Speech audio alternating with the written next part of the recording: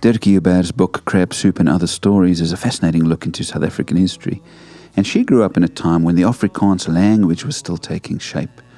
Some of the people in her culture were very proud of their Dutch heritage and were very scathing towards this new language, Afrikaans, such as the local minister at their church, who took a great disliking to Dirkie's father because he spoke Afrikaans and spent much time trying to get the people in their town to read a local Afrikaans newspaper.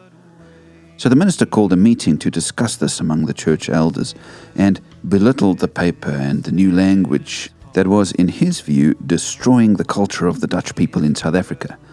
But then Dirkie's father stood and said that he believed their church services should be conducted in the language of the people rather than the High Dutch that few rarely grasped. And he said this, which I thought was most profound. If a language were used which everybody understood, it would undoubtedly make a deeper impression on their minds.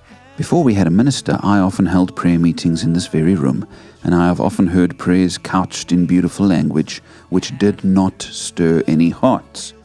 At the back of the room, in a corner, old Outa Adam, which is a term of respect for an elderly native man, used to sit. He always worshipped with us. When he took the prayers, I've never heard more simple or childlike language used, and yet, when we rose from our knees, there was hardly a dry eye in the room. Well, the minister wasn't impressed by his words, but I certainly was. I think it's a very important point he made, that prayer is not about high language and great phrasing, but it's about simple, heartfelt faith. Have you ever felt out of your depth by somebody asking if you would pray out loud? Perhaps you've mistakenly thought that a real prayer must be a wordy, grammatically correct, poetic, and well-phrased prayer. But that's not true.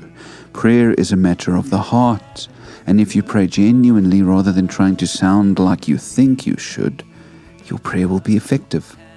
Outa Adams' simple prayers brought tears to the people's eyes because they could understand him and hear his heart and his faith in his prayers. Don't worry about how you sound when you pray.